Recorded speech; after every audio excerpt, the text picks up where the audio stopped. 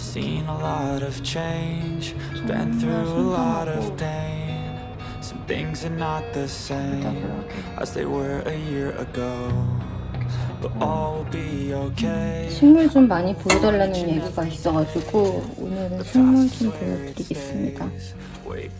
무늬 보스턴 고사리인데 다 죽어가는 애를 겨우겨우 살려서 데리고 있는데, 식물 키울 때 이게 집안에 같은 집안이라고 해도 위치가 안 맞으면 잘 못 자라더라고요. 근데 이번에 이게 잎사귀가 하나도 없었는데 이렇게 새잎이 이렇게 나왔어요. 여기도 새잎이 나오고 있고, 지금 이 자리가 얘랑 되게 잘 맞는가 봐요. 그래서 여기도 이렇게 새순이 올라왔죠. 그 식물 어떻게 잘 키우냐 이렇게 물어보시는 분들 정말 많이 계시는데, 저는 이렇게 조명을, 그러니까 해가 들어오는 시간에 조명을 켜진 않는데 서큘레이터 항상 돌려주고요. 조명을 한 8시간 정도는 켜주고 있어요. 그래서 그것만 해줘도 되게 잘 자라거든요, 식물들이. 분갈이 하다가 알로카시아를 자구를 캤는데, 자구가 이렇게 씨앗이 이렇게 붙어 있거든요. 그거를 이제 캐가지고 이렇게 놓고 이제 씨앗을 싹 틔우면, 제가 보여드린 식물들 좀 작은 애들이 다 그런 애들이거든요. 이렇게 지금 2개를 상야초에다가 이렇게 물을 밑에다가 깔아놓고 저명관수로 하면은 싹을 잘 틔우더라고요. 그래서 굳이 화분이 이렇게 많은데 뭐하러 싹을 또 틔우냐 이렇게 생각할 수 있는데, 그래도 기회는 한번 줘봐야 되지 않을까요, 얘네들한테도. 제가 만약에 이거를 이제 싹을 틔웠는데 싹을 못 틔울 수도 있어요. 그러면은 실패할 수도 있는데, 어쨌거나 기회는 한 번씩은 줘봐야 될 것 같아가지고 이렇게 자구를 캐게 되면은 싹을 틔울 수 있게 이렇게 환경은 제가 만들어주고 있습니다. 새로 싹 틔우는 애랑, 그다음에 얘는 싹을 틔웠거든요. 그래가지고 옆에 잎은 적고 하나는 이제 새순이 나와가지고 아마 조금 더 큰 애로 나올 것 같아요. 요즘 제가 예쁘다고 생각하는 아이는 얘예요. 수영이 좀 제멋대로 뻗어가지고 자라는 애라서 이 모양이 되게 예뻐요. 그리고 또 좋은 게 바람이 살랑살랑 불면은 거기에 따라서 얘가 막 흔들거리거든요. 그럼 정말 예쁩니다. 이번에 얘만 따로 이렇게 놓고 키우려고 배치할 자리를 조금 정해놨어요, 침실에다가. 그래가지고 얘를 핑크색 화분에다가 이렇게 다시 심어줬어요. 정말 예뻐요. 이 아스파라거스가 진짜 예쁜 애들이 많거든요. 그래서 약간 솜사탕 같기도 하고 약간 미니어처 소나무 느낌도 나고, 그래서 요즘에 얘가 참 예쁜 것 같아요.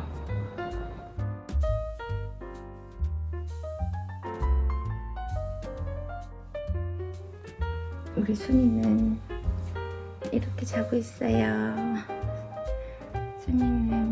순이는 잠기가 너무 밝아서 잠자는 모습을 찍을 수가 없어요. 아이고 귀여운 거 한다, 우리 애기. 우리 애기 귀여운 거 하네.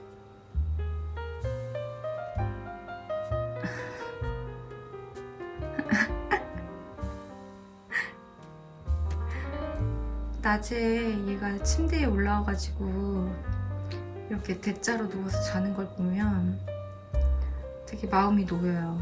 그러니까 아, 나만 이 집이 편한 게 아니구나, 우리 애한테도 이 집이 편한가 보다 이 생각이 들어가지고 여기서 누워서 자는 모습을 보면 진짜 평화로움을 느끼고 있습니다. 너무 사랑스럽지 않나요? 고양이 키우면 되게 마음에 평화가 오는 것 같아요. 너무 사랑스러워. 어떻게 침대 한가운데 이렇게 맨날 누워있는지 모르겠어요. 평화롭죠. 고양아.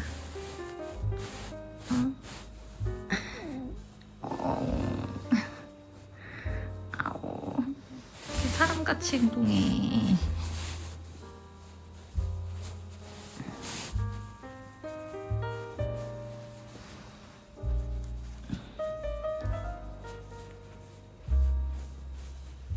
사람이야? 고양이랑 같이 사시는 분들 중에 고양이랑 사냥놀이 직접 몸으로 움직여서 하시는 분들 계실까요?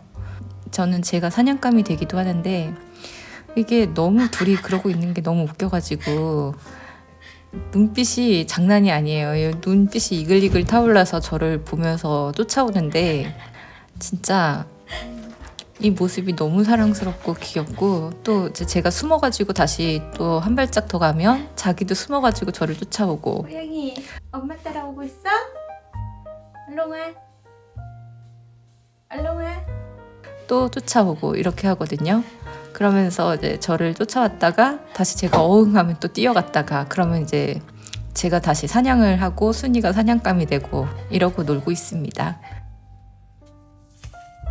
오늘 오전에 편집을 하고 있는데 또 등기가 왔더라고요. 근데 등기가 오면 무조건 빨리 받아야 돼서 건을 보니까 스토킹 범죄에 대한 재정 신청 관련된 내용입니다. 이 내용에 대해서 간단하게 설명을 드리면 제가 2년 전쯤에 저희 전 배우자의 상간녀에게 위자료 청구 소송을 했고요. 그 위자료 청구 소송에 제출된 증거 자료들을 그대로 전 배우자가 경찰서에 제출하면서 저를 고소를 했던 사건이 있었습니다. 결국에는 위자료 1,500만 원을 받기 위해서 소송을 진행한 사건이 저를 다시 스토킹 범죄자로 만드는 그런 사건이었어요. 스토킹 범죄 사건 때문에 제가 경찰 조사를 정말 많이 받았어요. 왜냐면 첫 번째로 받았을 때는 제가 혼자서 진행을 했었고 그리고 나머지는 사건이 작년 딱 요맘때쯤에 작년 3월에 제가 휴대폰을 압수수색을 받고 저희 집이나 이런 데까지 다 압수수색을 받게 되었고 휴대폰 포렌식이 진행이 되면서 증거를 이제 수집하게 되었어요. 경찰에서. 그러면서 제가 스토킹 범죄 혐의의 처벌 등에 관한 법률 위반이 아니라 위반 교사로 교사 혐의로 저는 혐의가 바뀌게 되었고 제가 증거 수집을 위해서 저 대신에 움직였던 사람이 이제 혐의를 갖게 되었습니다. 그렇게 해서 작년 6월에 무혐의 처분을 받았어요. 무혐의 처분을 받았는데 이 무혐의 처분 받은 것에 대해서 검찰에 다시 이의를 신청을 했어요. 얘가. 그리고 나서 다시 무혐의를 다시 또 받았어요. 근데 그거에도 또 굴복하지 않고 이 사건 재정이라는 고등법원에다가 이거를 다시 재정을 신청을 해가지고 재판을 다시 받는 그런 과정들이 있었습니다. 검찰에서 2차례나 혐의 없음이라고 처분을 내렸음에도 불구하고 마지막으로 또 고등법원에 재정 신청을 해서 이거를 재판부에서 판결을 내리는 이런 식의 형태가 되는 것 같아요. 저도 이게 이제 12월 달에 저도 이 연락을 받고 변호사를 다시 선임해야 되나 고민을 했었는데 댓글로 좀 이런 것들은 인용되기가 힘들다라고 얘기를 하셔가지고 저도 추가적인 자료나 이런 것들은 제출하지 않았고 시간이 지나면 해결되겠지라는 생각을 하고 있었습니다. 서류를 보면은 주문에 이 사건의 재정 신청을 모두 기각한다라고 이렇게 나와 있습니다. 전 배우자가 신청한 저를 처벌해달라는 내용은 모두 기각이 되었고요. 재정 신청을 하는데 또 로펌을 썼더라고요. 참 할 일 더럽게 없죠. 굳이 로펌을 써가지고 이 재정 신청까지 했었어야 하는 건지 그리고 그럴 가치가 있는 건지 법원에서 판결 이유로 나온 내용을 좀 읽어드리면 1. 신청인은 피의자, 저를 이야기하는 거고요. 스토킹 범죄의 처벌 등에 관한 법률 위반 교사 혐의로 고소를 하였다. 이에 대하여 검사는 불기소 처분, 혐의 없음을 하였다. 기록과 신청인이 모두 제출한 자료를 면밀히 살펴보면 검사의 피의자에 대한 불기소 처분은 정당한 것으로 수긍할 수 있고 이와 달리 부당하다고 인정할 만한 자료가 부족하다. 이렇게 네 줄로 나와 있습니다. 스토킹이라는 것에 대해서 법률에 정의가 나와 있거든요. 네, 거기에 해당되지 않기 때문에 이거는 이 문제에 대해서는 여기까지 끌고 갈 내용이 아니었고, 그리고 변호사도 이거를 모르겠어요. 변호사가 이게 가능할 거라고, 이 재정 신청이 받아들여질 거라고 생각을 하고 한 건지까지는 제가 잘 모르겠는데, 이게 정말 그 의뢰인에 대해서 생각을 했다면은 이걸 돈 써가지고 이렇게 하게 만들면 안 돼요. 왜냐면 이거는 사실 스토킹에 해당되지 않거든요. 스토킹의 정의에 부합하지 않기 때문에 여기에서 말하는 것처럼 불송치 처분은 정당한 것으로 수긍할 수 있고 이와 달리 부당하다고 인정할 만한 자료가 부족하다라고 되어 있습니다. 그리고 2번, 이제 제가 교사를 했고 그리고 저를 대신해서 수행한 수행자가 있겠죠. 증거 수집을 직접 했던 사람이 이 건이 같이 됐어요. 이 사람에 대한 내용입니다. 검사는 피의자, 그 수행자를 얘기를 할게요. 스토킹 범죄의 처벌 등에 관한 법률 위반 혐의에 대해서 불기소 처분, 혐의 없음을 하였다.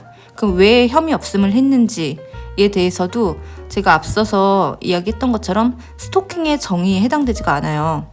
그리고 여기에 뭐라고 나와 있냐면 이걸 보면서 제가 엄청 웃었거든요. 이게 지금 변호사가 진짜 좀 멍충이를 선임한 것 같아요. 왜 그러냐면은 여기에 이제 읽어드릴게요. 형사소송법 제260조 제1항에 따르면 고소권자로서 고소를 한 자 또는 형법 제123조 또는 제123조부터 제126조까지의 죄에 대하여 고발을 한 자에 한하여 재정 신청을 할 수 있다 라고 되어 있는데 진짜 진짜 저 이거 보고 진짜 크게 웃었어요. 뭐라 했냐면, 그런데 신청인은 저희 전 배우자를 이야기하는 거예요. 피해자인 이 수행자인 사람을 고소한 적이 없는 거예요. 그러니까 뭐냐면 경찰에서 저희 휴대폰을 포렌식을 했고 제가 어떤 누군가와 이야기를 나누면서 이제 증거 수집을 했던 증거 자료를 수집을 하게 됐어요. 그러면서 이 사람이 자동으로 입건이 됐어요. 그러니까 저를, 여기에 뭐라고 나와 있냐면 얘는 저를 고소한 것이지 이 사람을 고소한 게 아니었던 거예요. 근데 이 고등법원에 재정 신청을 하려면 고소를 해야지 재정 신청을 할 수 있는데 너는 얘를 고소한 적도 없고 그리고 위에 말한 것처럼 고발을 한 적도 없잖아, 이거예요. 그러니까 얼마나 이 엄청난 오류를 지금 변호사가 저지른 거거든요. 얼마나 진짜 변호사 진짜 멍청하구나. 와, 그러니까 여러분, 변호사를 잘못 선임하면 이런 문제가 발생을 해요. 이 가장 기본적인 게 고소인과 고발인만 재정 신청을 할 수 있다라는 아주 기본적인 내용을 전제를 맞추지도 못한 거예요. 따라서 신청인은 이 부분 불기소 처분에 대해서 재정 신청을 할 수 없다. 나아가 기록 및 신청인이 제출한 자료를 면밀하게 살펴봐도 피의자에 대한 검사의 불기소 처분이 부당하다고 인정하기에 부족하고 달리 이를 인정할 만한 증거도 없다. 이 사건의 재정 신청을 모두 기각하기로 하여 주문과 같이 결정한다 라고 해서 3월 4일자로 판결이 이렇게 나왔습니다. 진짜 제가 왜 스토킹에 해당되지 않는지에 대해서 설명을 아마 12월 달에도 했는데 어떤 사람은 그게 중요하지 않다라고 얘기하는데, 변호사가 아니지만 제가 2년이 넘게 이렇게 소송과 고소와 이런 모든 사건들을 진행하면서 느낀 게 뭐냐면, 우선 모든 사건에서 거기에 대해서, 그 단어에 대해서 정의를 내린 부분이 가장 중요하거든요. 스토킹의 가장 큰 전제 조건이 뭐냐면 그냥 단순히 따라다닌다고 해서 그 사람을 스토킹했다라고 얘기하기가 어렵고요. 그 당사자가 누군가가 나를 따라다녀서 내가 공포심을 느껴야 돼요. 그리고 그 기간이 2, 3일 이렇게가 아니라 굉장히 길어야 되고 지속적이어야지 해당이 됩니다. 근데 저 같은 경우에는 일단 지속적이지도 않았고요. 얘는 지속적이라고 지금 웃기고 있는데 지속적이지 않았고요. 그리고 얘는 뭐 제가 몇 달간 자기를 따라다녔다라고 주장을 하는데 일단은 자기를 몇 달간 따라다녔다라는 거는 증거가 일단 없어요. 그리고 제가 따라다닌 거는 단발적이었고요. 그리고 첫 번째 가장 중요한 얘기가 뭐냐면 그 법률에 나와 있어요. 스토킹은 땡땡하고 피해를 입은 사람이 이 사람을 따라다니거나 아니면 뭐 이렇게 지켜보거나 이런 것을 그 당사자가 인지를 하고 공포심을 느껴야 돼요. 이런 불륜을 저지른 사람들이 만약에 그거를 자기가 인지를 했다. 그러면 그 불륜의 증거 수집은 모두 끝나겠죠. 근데 걔들은 저희가 따라다니면서 수집을 하고 있다는 사실을 인지하지 못하고 길거리에서 스킨십을 하고 그리고 길거리에서 엉덩이를 주물떡거리고 그런 행위들을 서슴지 않게 했고 자기를 따라다닌다는 것을 인지하지 못했기 때문에 공포심을 느끼지 않았다는 거죠. 제가 자신의 불륜 사실을 알게 된다. 그리고 상간녀의 존재를 알게 된다. 이 모든 사실을 인지하게 된 게 제가 재작년에 8월에 소장을 보내고 증거 자료를 제출했을 때 법원에 증거 자료를 제출했을 때 처음 알게 됐을 거예요. 자신을 제가 따라다니면서 두 사람의 데이트를 증거로 잡고 했다는 그 모든 사실을요. 어쨌거나 사건이 모두 끝나게 돼서 다행스럽게 생각을 하고 혐의를 완벽하게 벗게 되어서 다행스럽게 생각을 하고 있습니다. 이제 지금까지 계속 보여드렸던 야채 가게에 가서 장을 안 본 지, 야채 장을 안 본 지 좀 오래돼가지고 과일 몇 가지랑 그다음에 없는 거 식재료 같은 거 좀 사갖고 왔습니다. 우선 딸기는 가격이 많이 내린 것 같아요. 쿠팡에서도 잘 찾으면 5,000원짜리도 있고 6,000원짜리도 있는데 상태 굉장히 좋고요. 5,500원 주고 샀어요.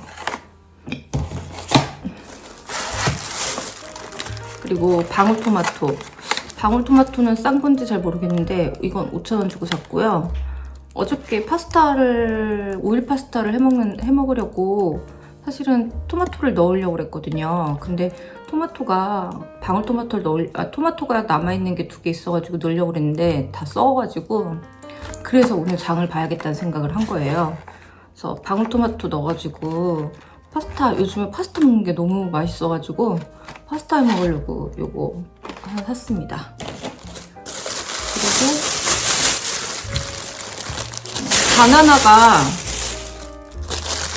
바나나를 사왔어요.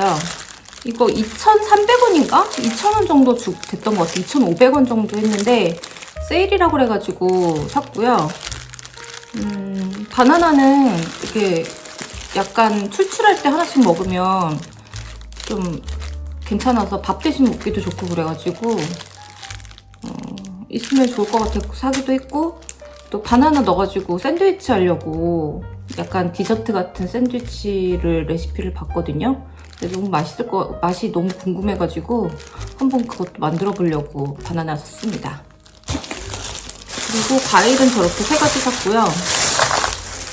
마늘종 샀어요.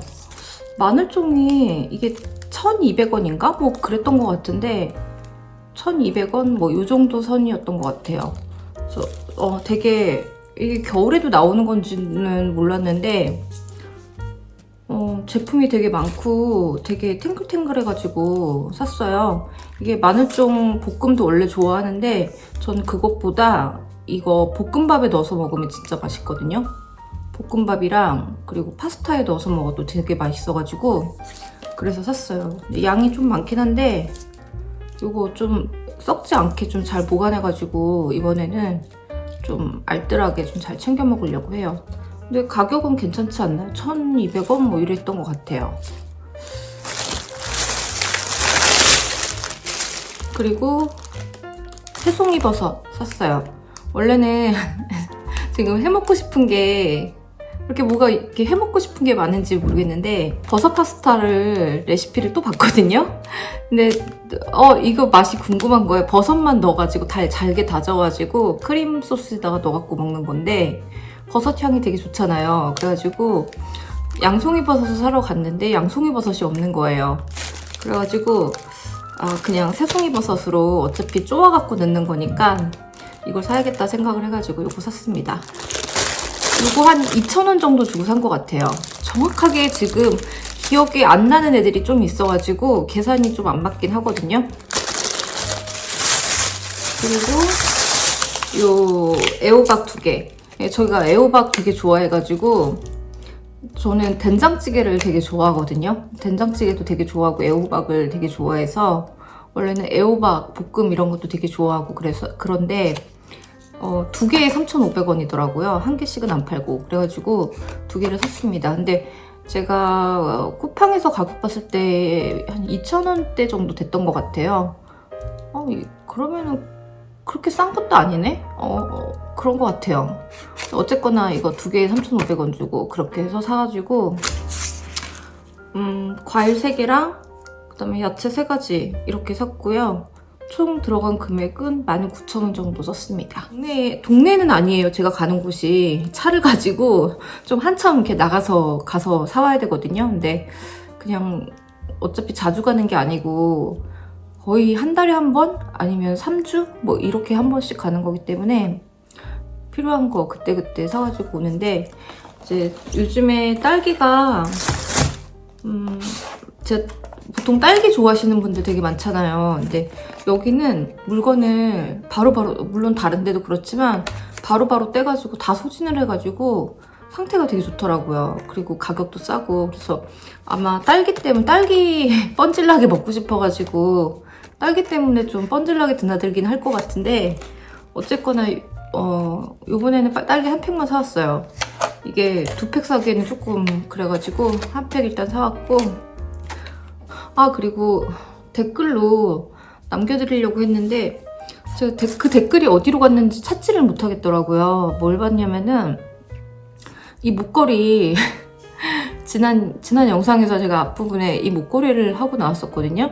이 목걸이는 제가 그 유뉴에서 동대문에서 산 게 아니고 이거 어디서 샀는지 알고 싶다고 그러셔가지고 이게 말씀드리기가 참 그런데 이게 어디서 샀냐면 그 중국 사이트 중에 테무 말고 쉬인이라고 있거든요. 그러니까 쉬인은 약간 패션몰 같은 곳이에요. 그래서 패션 잡화 이런 걸 다 파는 곳인데 그래서 설명을 드리는 건데 이 쉬인에서 샀어요. 그런데 가격은 아마 2,000원에서 5,000원 사이요.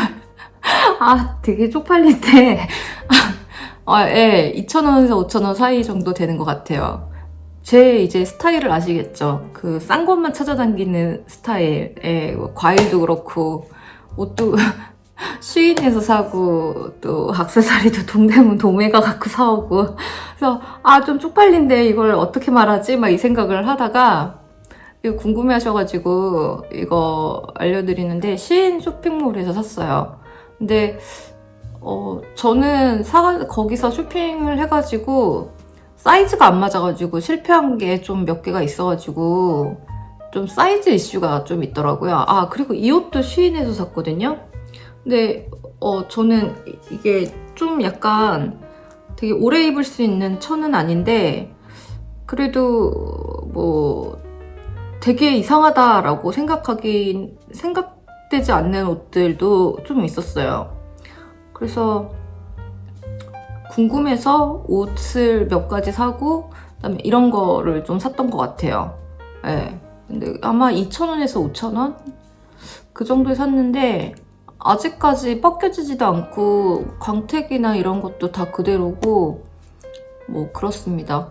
그리고 반지 새끼손가락에 있는 반지는 이거 장보러 갔다가 잊어버렸어요. 그게 뒤에가 열려 있어가지고 그냥 쑥 빠져버렸나 봐요, 반지가. 그래서 앞으로는 그런 거는 사지 말아야 될 것 같아요. 이렇게 뒤에가 열리는 거는. 어쨌든 그렇습니다. 그래서 이제 저에 대해서 좀 많이 알아가시는 것 같아요. 제가 어떤 성향을 갖고 있는지 싼 것만 골라서 사는. 근데 원래 제가 그렇게 싼 거를 또 되게 막 이렇게 사 나르는 스타일은 또 아니었어요, 사실은. 근데 이제 제가 지금은 그래도 좀 적은 돈에서 소비를 해야 되니까 조금 짠내나게 하는 거지. 저도 이제 조금 먹고 살만 하면 이제 돈도 좀 쓰고 그러면서 살 거예요. 그러니까 너무 이상하게 아 쟤는 왜 저렇게 찌질하나 이렇게 생각 안 하셨으면 좋겠습니다. 뭐? 엄마한테 할 말 있어?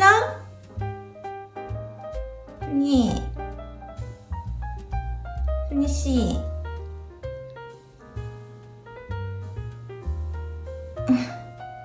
엄마를 왜 이렇게 이쁘게 바라봐? 응? 엄마 그랬어? 엄마 오전 내내 너만 궁뎅이만 두들기고 있냐? 응? 진짜 또 궁뎅이 두들겨?